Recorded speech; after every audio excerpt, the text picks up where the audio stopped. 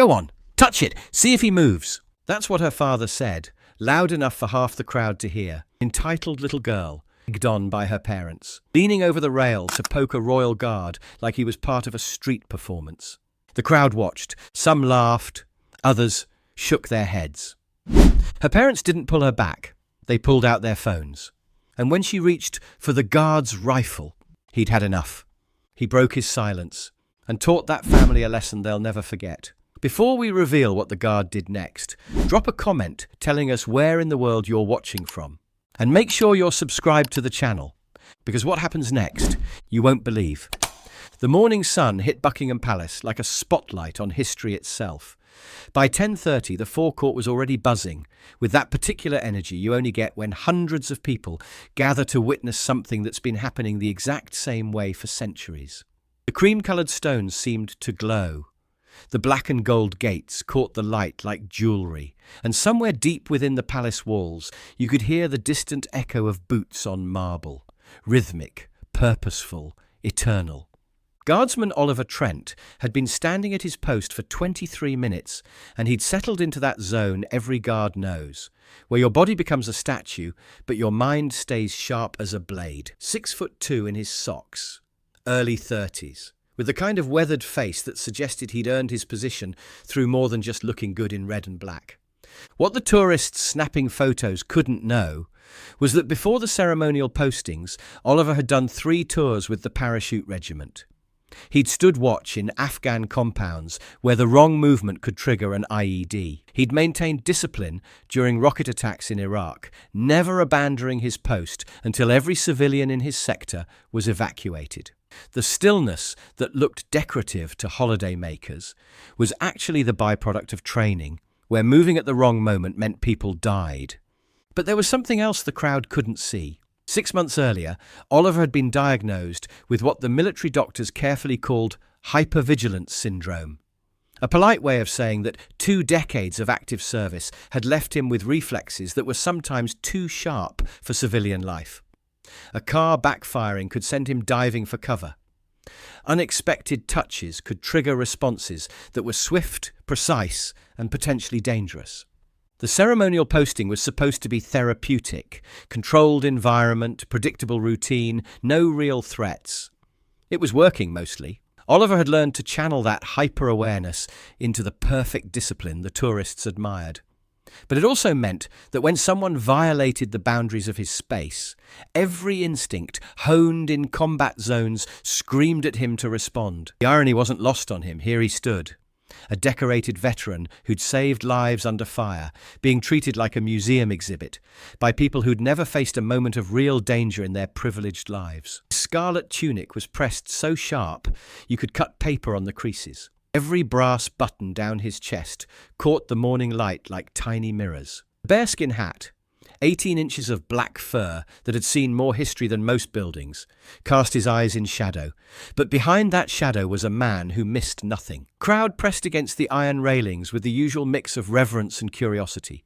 A retired couple from Yorkshire stood quietly, the husband pointing out details of the uniform to his wife in respectful whispers. 3 French teenagers took turns posing with the palace in the background, their laughter musical and light. An elderly gentleman in a perfectly pressed suit stood with his hands clasped behind his back, watching Oliver with the attention of someone who understood what real discipline looked like. Then the Americans arrived. They swept into the forecourt like they owned it. Designer athleisure, expensive sunglasses, and that unmistakable confidence that comes from never having been told no by anyone who mattered. The parents were clearly successful. His watch cost more than most people's cars. Her handbag had that effortless luxury that only came with serious money. Between them bounced their daughter, maybe 10 years old, blonde hair in perfect waves, clutching the latest iPhone like it was a magic wand that could transform anything into content. "Oh my God, this is perfect!" the mother exclaimed, loud enough for half the forecourt to hear. "Maddie, get over here by the guard. This is exactly what Instagram wants to see." The father was already filming. "London Day 3, everyone. We're at Buckingham Palace, and these guards supposedly don't move or talk or anything. Let's test that theory." Oliver didn't react. His eyes remained fixed on that prescribed point, somewhere beyond the Victoria Memorial, his breathing steady and controlled. He'd dealt with pushy tourists before. Drunk stag parties, aggressive photographers, people who seemed to think the uniform made him a prop for their entertainment. Madison pressed herself against the rail, phone held high, already narrating for her followers. "So, this is one of those guards everyone talks about. They're supposed to be super serious and never break character. Let's see if that's actually true." The crowd around them began to shift. The retired couple exchanged disapproving glances. The French teenagers lowered their phones, suddenly uncomfortable. The elderly gentleman shook his head and muttered something about proper behaviour to his wife. A mother with 2 young children quietly moved her family further down the rail. "We'll watch from over here," she told her kids, shooting a meaningful look toward the American family. But Madison's parents seemed oblivious to the social cues. The father had his phone out, live streaming to his own social media. "Check this out, guys. We're testing the famous British Reserve. Let's see what it takes to crack one of these toy soldiers." What made it worse was that they clearly had money, the kind of wealth that had insulated them from consequences their entire lives. The mother's handbag cost more than most people's monthly salary. The father's watch was a limited edition piece that suggested serious financial success.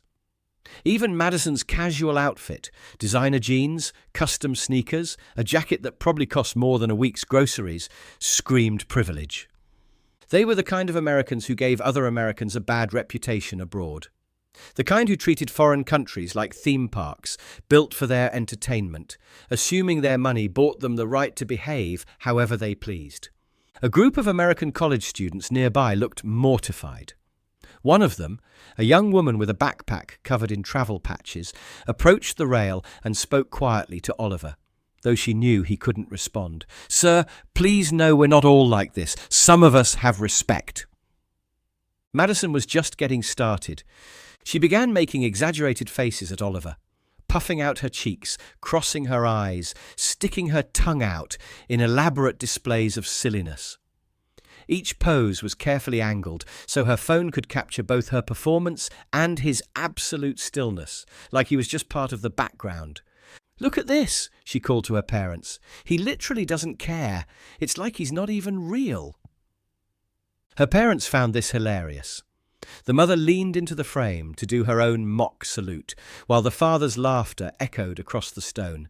"That's my girl. Show them how it's done in America." Madison grew bolder. She started waving her hands inches from Oliver's face, trying to make him blink. When that failed, she began making loud kissing noises, then pretended to trip and stumbled dramatically against the rail. Each failed attempt to get a reaction only fueled her determination. "Mum, I bet I can make him smile," she announced, loud enough for half the forecourt to hear.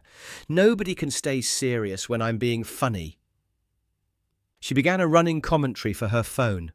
"So this guard thinks he's all tough and serious, but watch this." She started making monkey faces, complete with scratching motions and screeching sounds. Then she switched to robot movements, mimicking what she thought his rigid stance looked like. The performance grew more elaborate. She pulled out a packet of chips from her bag and began crunching them loudly right in front of him, holding them up toward his face. "Want some? No? More for me, then." She tossed one in the air and caught it in her mouth, clearly expecting this to break his composure. When even that failed, she switched tactics. "Maybe he's deaf," she announced to her parents. "Let me check." She began clapping loudly, just inches from his ears, then started singing "London Bridge is Falling Down" at the top of her voice, deliberately off-key. A German tourist near them shook his head and spoke to his wife in their own language, but his disapproval was clear in any accent. An older British woman stepped forward, her voice polite but firm. "Excuse me, dear, but that's quite enough now." The mother turned on her with saccharine sweetness that barely concealed her irritation. "I'm sorry. Are we bothering you? Because last I checked, this is a public space and my daughter has every right to be here. Of course she does, the British woman replied calmly. But rights come with responsibilities and respect. The father lowered his phone long enough to glare at the woman. Look, lady, we're not doing anything illegal. If you don't like it, move along. This exchange attracted more attention.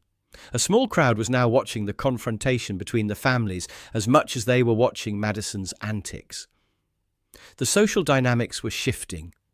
Battle lines being drawn between those who found the behaviour acceptable and those who were genuinely offended. Madison seemed to sense that she was losing her audience. The crowd's disapproval wasn't the kind of attention she was used to receiving. Back home, her antics at restaurants and shopping malls usually earned laughs and indulgent smiles from adults who found her precocious. Here, she was facing something she'd never encountered before, genuine social censure.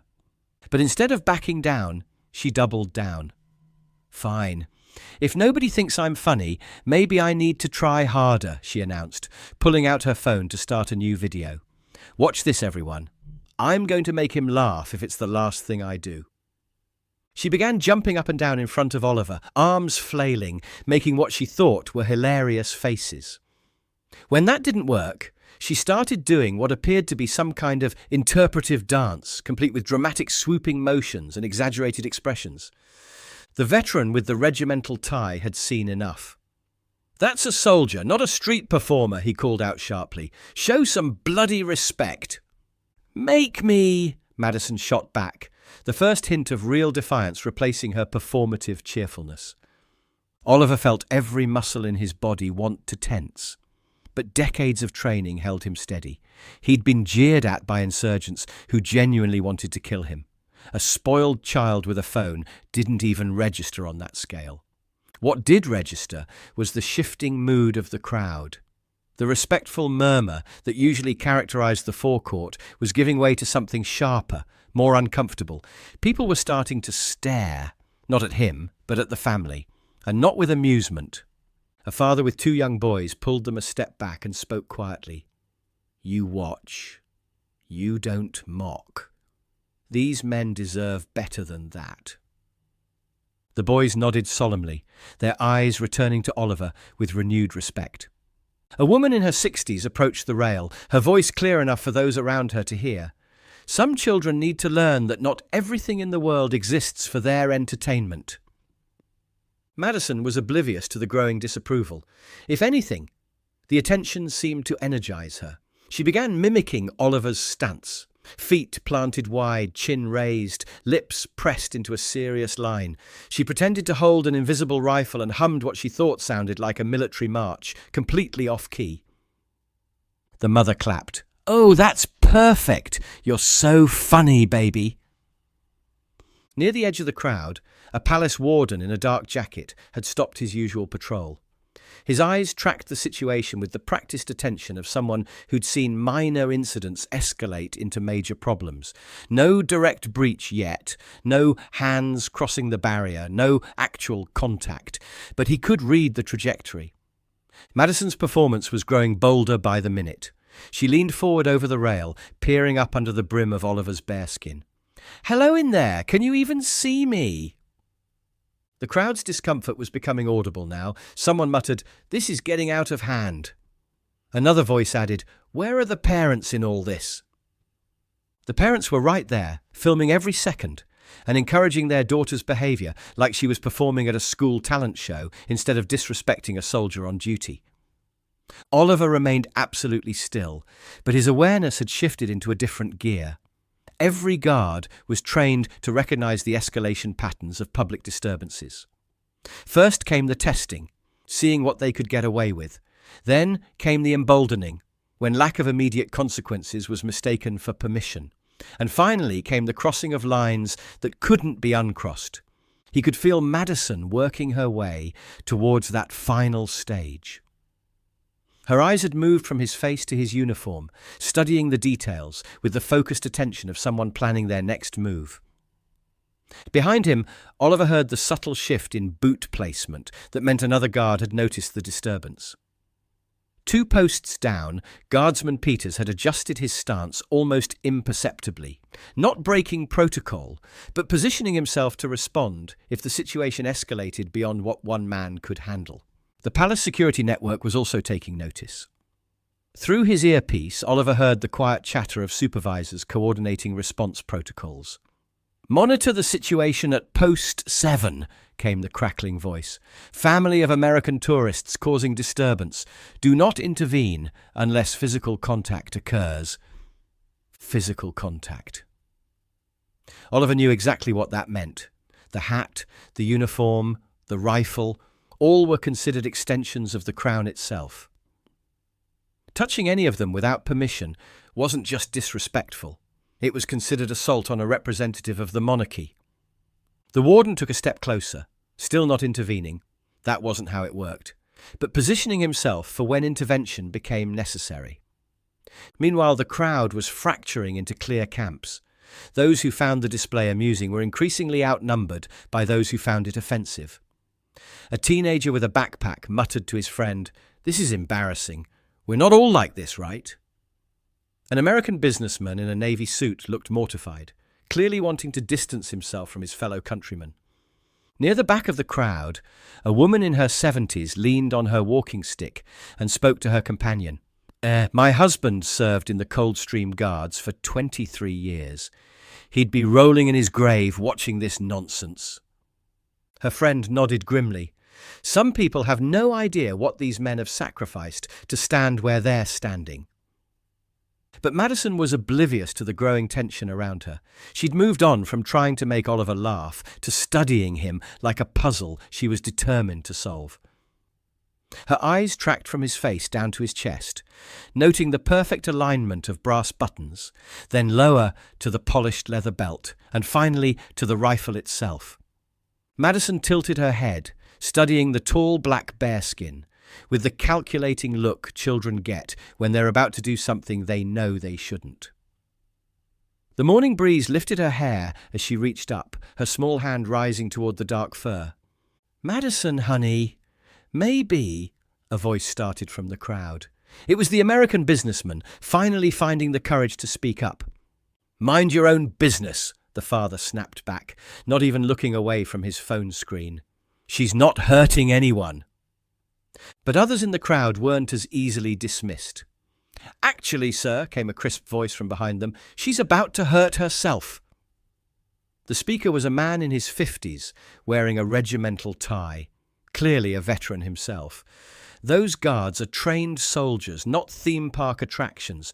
Push too far and there will be consequences. The mother rolled her eyes. "Oh, please, what's he going to do? Shoot a 10-year-old? The veteran's expression went ice cold. "Ma'am, that man has likely seen more combat than you've seen movies about combat. Show some respect before you find out exactly what he's capable of." The crowd held its breath. It happened so fast that most people only realized what they'd seen after it was over. Madison's hand shot forward and tapped the side of Oliver's bearskin. Not hard, not aggressive, but deliberate. A clear, unmistakable touch. The reaction was immediate and electric. Gasps rippled through the crowd like a wave. Camera clicks filled the air as people instinctively documented what they'd just witnessed. The elderly gentleman in the suit stepped forward, his voice cutting through the noise. "Young lady, that is absolutely not acceptable." The veteran with the regimental tie was already moving, his voice carrying the authority of someone who'd spent decades in uniform. "That's assault on a member of Her Majesty's forces. You've just committed a criminal offence." But Madison wasn't listening to the crowd. She was watching Oliver, waiting to see if her touch had finally cracked his statue-like composure. When he remained motionless, she grinned with the satisfaction of someone who thought she'd just gotten away with something spectacular. "Did everyone see that?" she called out, spinning to face the crowd with her phone still recording. "I actually touched him. He didn't even move." The crowd's reaction was sharply divided. A few tourists laughed nervously, unsure how to respond, but the majority looked genuinely shocked. An elderly woman put her hand to her chest as if she'd witnessed something sacrilegious. A group of school children stared with wide eyes, their teacher's face pale with horror. Her parents were ecstatic. "Did you get that?" the mother asked her husband. "Tell me you got that on video." "Got it," he confirmed, phone still rolling. "That's going to get 1 million views." But their celebration was dampening the mood around them. The German tourist who'd been showing disapproval earlier spoke loudly to his wife. "This is exactly what gives tourists a bad reputation. No respect for anything." A young British soldier in civilian clothes, clearly off duty, stepped forward. His voice was controlled but barely contained fury. "Sir, ma'am," he addressed the parents directly, "that behaviour is completely inappropriate. This man is serving his country with honour, and you're treating him like a carnival attraction." The mother's response dripped with entitled condescension. "And we're exercising our rights as tourists, unless there's a law against taking pictures." "There is a law against assault," the soldier replied firmly, "which is what your daughter just committed." The father finally looked up from his phone, irritation flashing across his face. Assault?" She touched a hat. "Get a grip." "That hat represents the crown," the veteran with the regimental tie interjected. "Touching it without permission is the same as laying hands on the sovereign herself. In some countries, that would get you shot." The tension in the crowd was becoming palpable. What had started as individual disapproval was crystallizing into collective anger. People were choosing sides, and the American family was finding themselves increasingly isolated. The crowd's mood had shifted from uncomfortable to genuinely angry. A man in an Arsenal jacket called out, "Show some bloody respect!" A woman with a pram shook her head in disgust. Some people shouldn't be allowed out in public. But Madison was already planning her next move. The successful hat touch had emboldened her beyond any sense of consequence. She looked down at Oliver's rifle, the polished wooden stock, the leather sling, the brass fittings that gleamed in the morning light. Oliver felt the change in her attention like a shift in atmospheric pressure. The hat was one thing, the weapon was something else entirely. Madison reached out again, this time toward the leather sling that held his rifle in perfect ceremonial position. Her fingers were inches away when Oliver moved. It wasn't dramatic, didn't need to be. He took one sharp, controlled step forward, a movement so sudden and precise that Madison's hand froze mid-reach, her confidence evaporating like morning mist. His voice, when it came, carried across the forecourt like a parade ground command. "Stand clear of the Queen's Guard." The words hit the crowd like a physical force. Conversations died mid-sentence. Every phone camera swung toward him. Madison stumbled backward, eyes wide with shock at the sudden transformation of the silent statue into a figure of unmistakable authority. Her parents, caught completely off guard, stood frozen. The father's easy smile collapsed. The mother's phone trembled slightly in her grip. Oliver didn't take his eyes from the prescribed point ahead, but his presence had changed entirely. The ceremonial stillness was still there, but now it carried the weight of someone who'd drawn a line in stone. The warden, who'd been moving closer throughout the escalation, paused. Oliver had taken command of the situation. No further intervention was needed, yet. Madison shuffled backward until her dress brushed the iron rail, no longer smiling, no longer confident.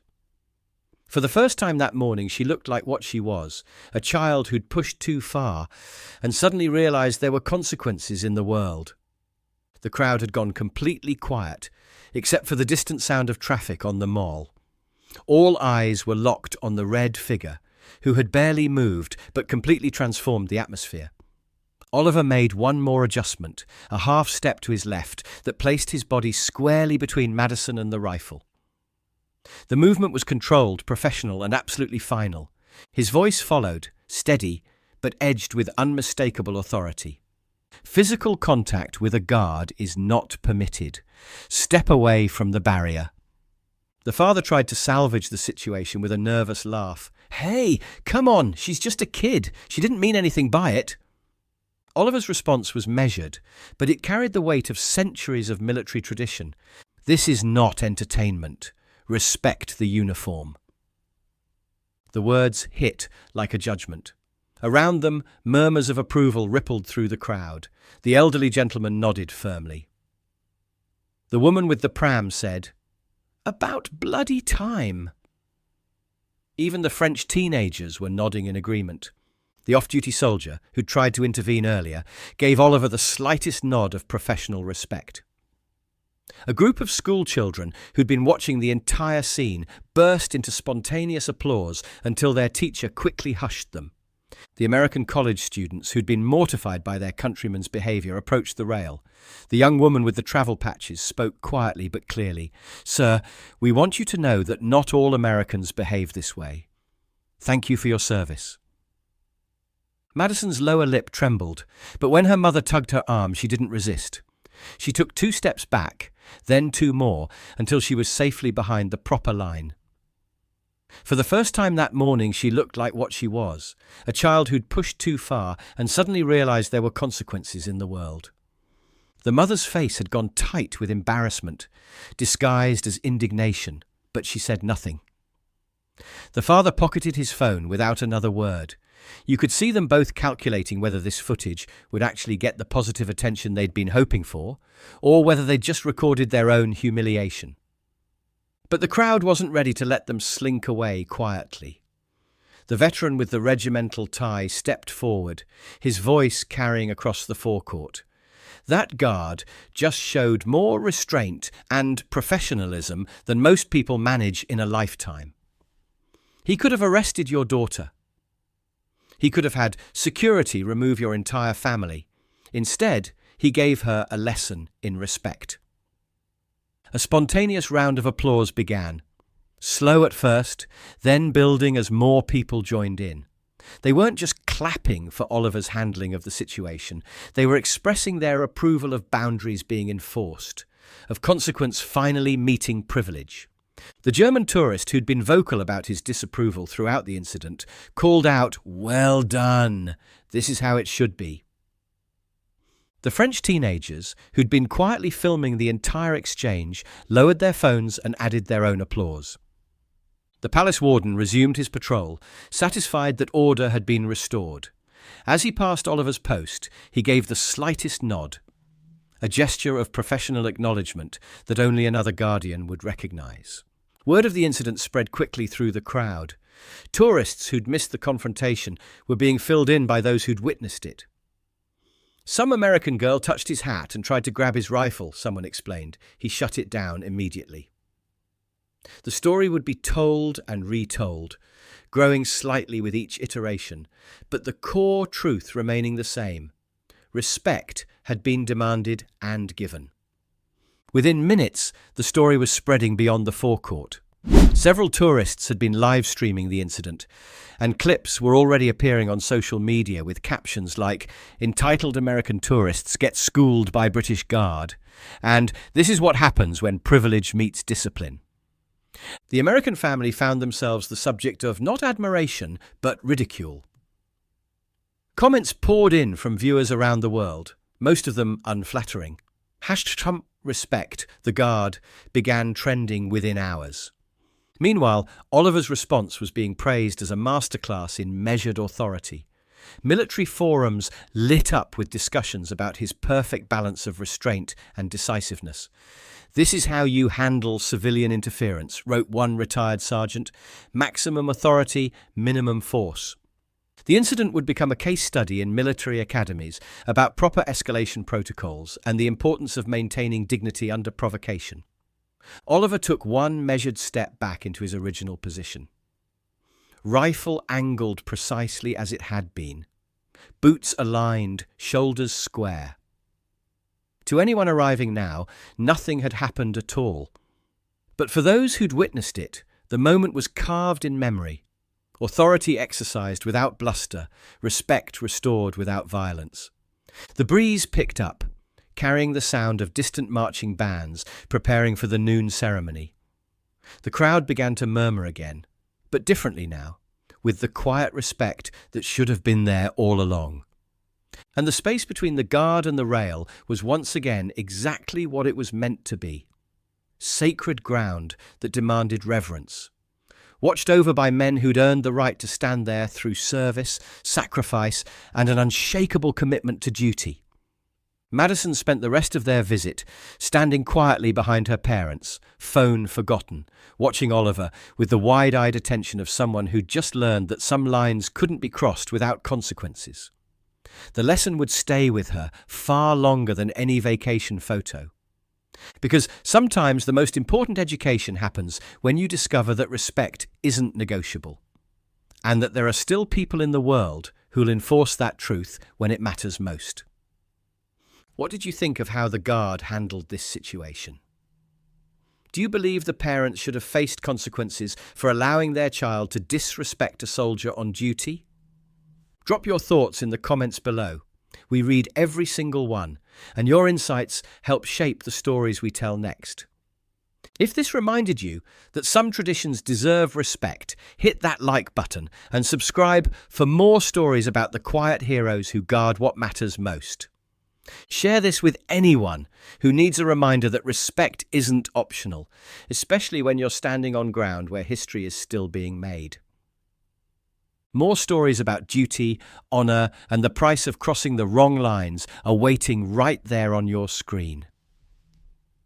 Watch those next, and I'll see you tomorrow with another moment that proves the same truth over and over. Real authority doesn't need to shout to be heard.